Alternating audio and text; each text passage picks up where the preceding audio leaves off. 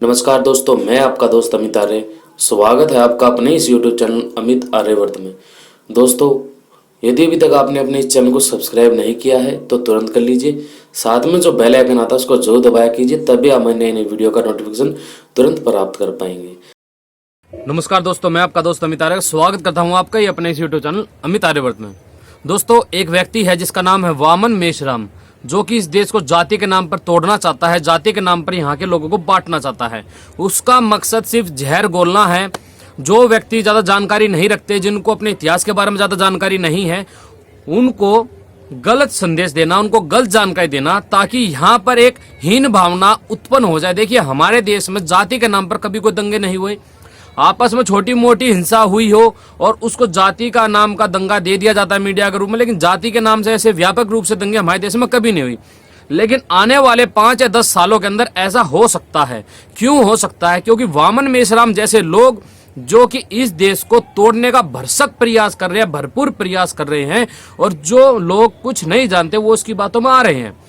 देखिए, धीरे धीरे काफी बातें हैं वैसे तो बताने के लिए। ये लोग कहते हैं श्री रामचंद्र जी को पुष्यमित्र शुंग जो है उसी को ये श्री रामचंद्र जी बताते हैं, यानी कि 9 लाख साल पुराना जो इतिहास है हमारा, उसको कहते हैं 1000-2000 साल पुराना। उसके ऊपर कभी और वीडियो बनाएंगे। आज मैं श्री पुष्यमित्र शुंग के ऊपर वीडियो बनाऊंगा, जिसके ऊपर इन लोगों ने कहा है कि पुष्यमित्र शुंग एक कातिल था। उसने राजा बृहद्रथ की हत्या की, और जितने भी जो उस समय बौद्ध थे, जिन लोगों ने बौद्ध धर्म अपनाया हुआ था, खूब संख्या में बौद्धों का कत्लेआम किया। ऐसा बिल्कुल नहीं था। सच्चाई ये कभी किसी को बताता नहीं है पूरी तरीके से। सच्चाई आप कोई भी इसकी ऑडियो सुन लेना, ये कभी किसी को पूरी सच्चाई नहीं बताता। कुछ बातें बोलता है और वहां पे खड़े खड़े बस ऐसे गर्दन हिलाते हैं लोग और कुछ नहीं करते। देखिए, वैसे मैं जानता हूं भैंस के आगे बीन बजाने से कुछ प्रयास नहीं होता। काफी व्यक्ति जो होते हैं अपने संस्कार दिखाए बिना नहीं रहते। मैं सबसे पहले जो अपने आर्य भाई हैं उनसे एक ही बात कहना चाहूंगा, कभी भी किसी वीडियो के नीचे जाकर गंदी गालियां किसी को मत दीजिए। और हाँ, जो व्यक्ति गलत गालियां देते हैं या फिर गलत तरीके से बात करते हैं, उससे उनके संस्कार पता चल जाते हैं। हम आर्य हैं, आर्य का मतलब होता है श्रेष्ठ।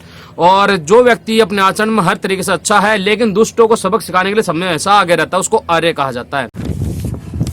दोस्तों, जो सम्राट पुष्यमित्र शुंग था, उसका शासनकाल कब का माना जाता है? 185 ईस्वा पूर्व 149 ईस्वा पूर्व तक माना जाता है। ठीक है। अब देखिए, जो पुष्यमित्र शुंग था वो मगध का जो राजा था बृहद्रथ, वो मौर्य वंश का 9वां सम्राट था, और उसका ही सेनापति था पुष्यमित्र शुंग।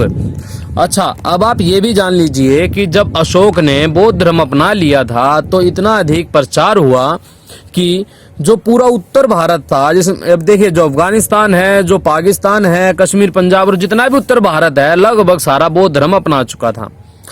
इस देश में कुछ नाम के ही हिंदू राजा बचे थे, जो कि राजस्थान में आप कह सकते हैं सिर्फ नाम के हिंदू राजा थे राजस्थान में, उनकी इतनी शक्ति नहीं थी उस समय। अब देखिए हुआ क्या, जो ग्रीक का राजा मिनेंडर है वो अपने मित्र दिमित्र के साथ में भारत पर आक्रमण करता है और सिंध तक वो पहुंच जाता है। जो सिंधु नदी तक वो पहुंच जाता है। अब सिंधु नदी पहुंचने के बाद में उन लोगों ने क्या किया, जो बौद्ध मठ थे, सीमाओं पर हर जगह बौद्ध मठ थे, तो बौद्ध मठों पर उन्होंने जो वहां के बौद्ध भिक्षु थे उनसे कहा, यदि आप हमारी मदद करोगे इस देश को जीतने में तो हम बौद्ध धर्म अपना लेंगे। और भी अनेकों उसने लालच दिए होंगे उनको। तो जो देशद्रोही लोग होते हैं उन्हें तो लालच ही चाहिए और कुछ नहीं चाहिए। तो ये बौद्ध मठ जो थे, ये राष्ट्रद्रोह के अड्डे बन चुके थे। अब ये बात जब पुष्यमित्र शुंग को पता चलती है तो वो राजा को बताता है कि ऐसे ऐसे जो ग्रीक का राजा है उसके जो सैनिक हैं उन्होंने बौद्ध मठों में छुप गए हैं, और बौद्ध मठ के जो भिक्षु हैं उन्होंने हमारे साथ में राष्ट्रद्रोह किया है। उन सैनिकों की मदद कर रहे हैं, उस राजा की मदद कर रहे हैं इस देश को गुलाम बनाने में। अब ये बात जो थी, बृहद्रथ जो था वो नहीं मानता, वो भी बौद्ध था, तो उसने उसकी बात नहीं मानी। अब पुष्यमित्र शुंग जो था उसको तो पूरा विश्वास था कि हाँ वहां पर ऐसा हुआ है, तो उसने राजा की बात जो उसने कही थी ना मानकर मठों पर जाकर छानबीन की, और वहां से उन्होंने काफी मात्रा में हथियार जो थे वो इकट्ठा किए। अब हथियार इकट्ठा किया और उन बौद्ध भिक्षुओं के रूप में जो सैनिक छिपे बैठे थे उनको पकड़ा। अब ये बात जब राजा बृहद्रथ को पता चलती है तो उसको बहुत ही बुरा लगता है। अब जब जो पुष्यमित्र शुंग था, जब वो वापिस आता है सीमा से, तो राजा वृत्रहत अपने सैनिकों की परेड करवा रहा होता है, नहीं अपने सैनिकों के पास में होता है, कुछ होता है। तो वहां पर आने के बाद में वृत्रहत की और पुष्यमित्र की जो है वाद विवाद शुरू हो जाता है, और वो इतना अधिक बढ़ जाता है कि जो वृत्रहत था वो पुष्यमित्र पर हमला कर देता है। जवाबी कार्रवाई में पुष्यमित्र उसकी हत्या कर देता है, उसको मार देता है, और वैसे भी उसका मरना जरूरी था। यदि वो जीवित रहता तो हमारा ये भारतवर्ष गुलाम बन जाता। देखिए दोस्तों, उसी से कुछ समय पहले, पुष्यमित्र से कुछ समय पहले ही सिकंदर ने जब भारत पर आक्रमण किया था, तो सिकंदर यहाँ से पिट कर गया था।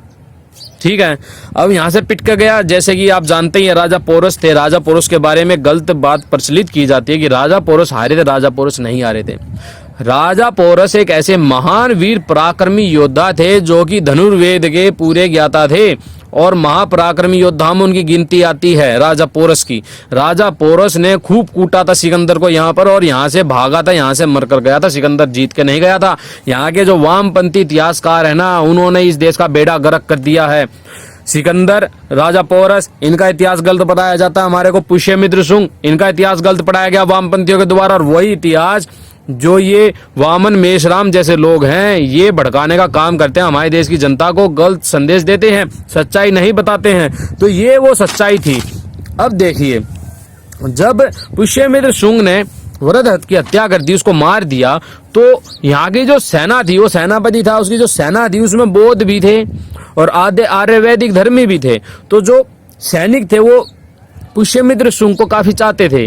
वो जानते थे कि एक वीर है और राष्ट्र प्रेमी है, और इस देश की रक्षा सिर्फ यही कर सकता है।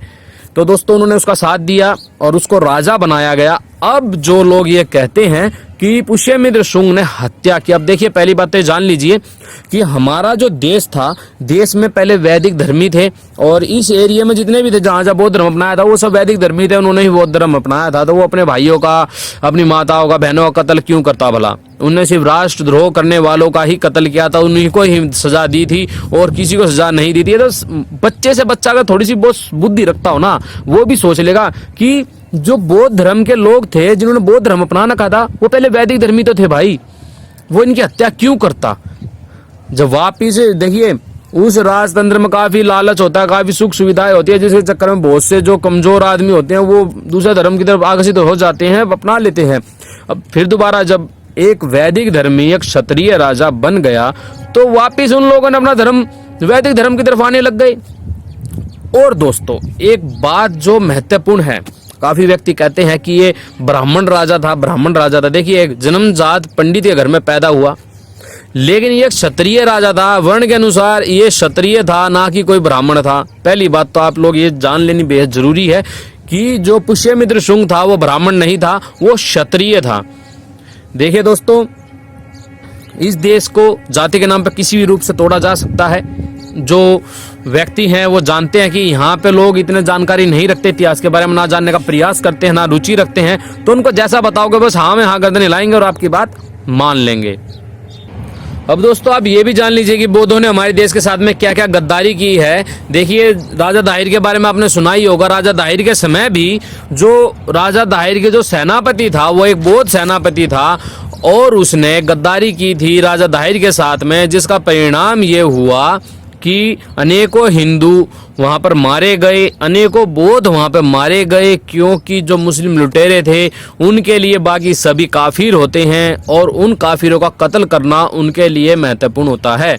तो उन्होंने उन सभी काफिरों को कत्ल कर दिया। वो तो बाद में बप्पा रावल का राज आया। जो हरित मुनि थे, उनका काफी मजेदार इतिहास है, काफी प्रेरणादायक इतिहास है। कभी आप पढ़िएगा, मैं बताऊंगा आपको, कभी इस पे वीडियो बनाऊंगा। तो हरित मुनि ने कैसे, मतलब कि इस देश के आम जो किसान हैं उनकी सेना इकट्ठी करके बप्पा रावल को उनका सेनापति बनाकर और उन अरब आक्रांताओं को यहाँ से मार पीट कर भगाया था, और 300-400 साल तक दोबारा वो यहाँ पर देख भी नहीं पाए थे। समझे दोस्तों? तो अपना इतिहास की जानकारी रखा कीजिए, आपको बहुत कुछ पता चलेगा। दोस्तों, अब आपने देख ही लिया है, सब कुछ जान लिया है।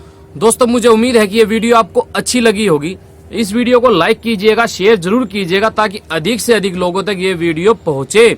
और दोस्तों, सब्सक्राइब का जो बटन होता है उसको जरूर दबाइए, साथ में जो बेल आइकन आता है उसको जरूर दबाइए, तभी आप हमारी नई नई वीडियो सबसे पहले प्राप्त कर पाएंगे। तो चलिए दोस्तों, नमस्ते, जय श्री राम। फिर मिलते हैं किसी नई वीडियो के साथ में।